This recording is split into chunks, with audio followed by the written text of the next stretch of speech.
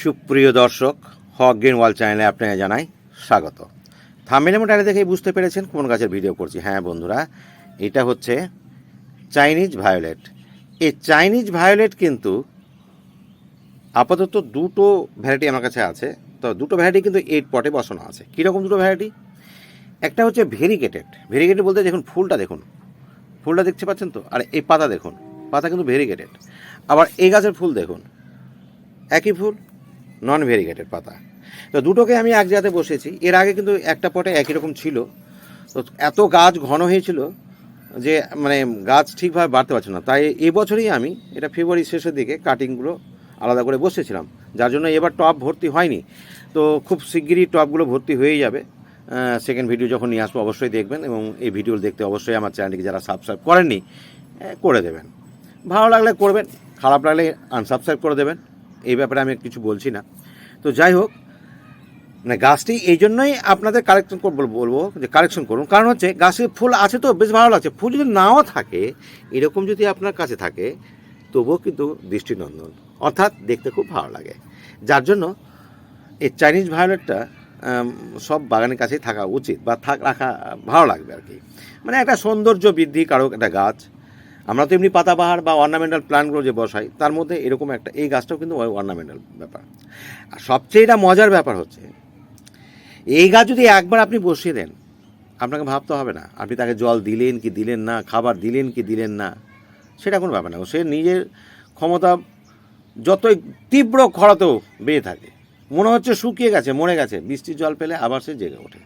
আর একবার ডালটাকে শুধু মাটিতে পুঁতবেন না, মাটিতে ফেলে দেন শুধু, ব্যাস সেখান থেকেই অস্থায়ী শেকড় বের করে সে দিব্যি তার বংশবৃদ্ধি করবে। তাহলে বুঝতে পারছেন, যারা একটু সময় কম পান, কিংবা যাদের হাতে একটু মানে যারা একটু গাছ সম্পর্কে অতটা ওয়াকিবহাল নয়, অনভিজ্ঞ বাগানি, এই ফুলটি অবশ্যই কাজ করুন। আর ফুলটার যা ভেরিগেটেড যে কালার, মানে একটা আলাদা একটা অনুভূতি, মানে ব্যাপক লাগে। তো এখন আমি প্রথমে ফুল ফুটতে শুরু করেছি, তখন আমি ভিডিওটা করছি, কারণ আমার যারা পুরাতন ভিউয়ার্স তারা জানেন যে আমি গাছে ফুল ফুটতে শুরু করলে কি করবেন সেটাতে বলি। আবার গাছে ফুল যখন ভর্তি হয় তখন একবার আর ভিডিওটা নিয়ে আসি।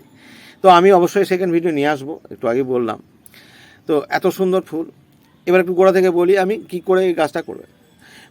টব যতটা রেডিয়াস বড় নেবেন ততই ভালো লাগবে, কারণ বেশি একসঙ্গে থাকতে গেলে কি হয়, ফুলটা হয়ে গেল, আপনি সুন্দর করে পুডিং করে সমান করে, আবার নতুন করে গাছ বেরিয়ে ফুল হচ্ছে, দেখতে ভালো লাগবে। মাটির টব অবশ্যই পছন্দের সবসময়। মিডিয়া যদি বলি, মিডিয়া আপনি গোবর মাটি বা কম্পোস্ট মাটি অবশ্যই নেবেন।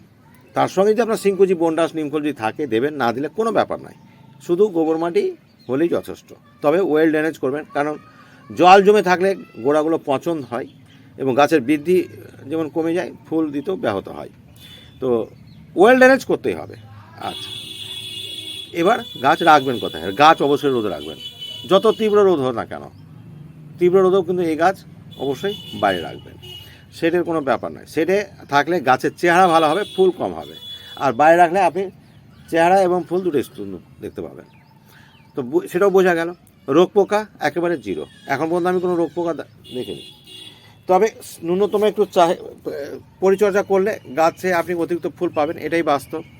কি করবেন, অনেক সময় দেখা যায় গাছে ফুল হতে হতে স্টিকটা কাঠির মতন থেকে যায়, সেটা যদি আপনি ছোট্ট করে একটা পুডিং করে দেন, তাহলে কিন্তু সেখান থেকে নতুন ডগাগুলো বেরোতে সুবিধা হয়। তো যেখানে যেখানে সেরকম পাবেন সেটা।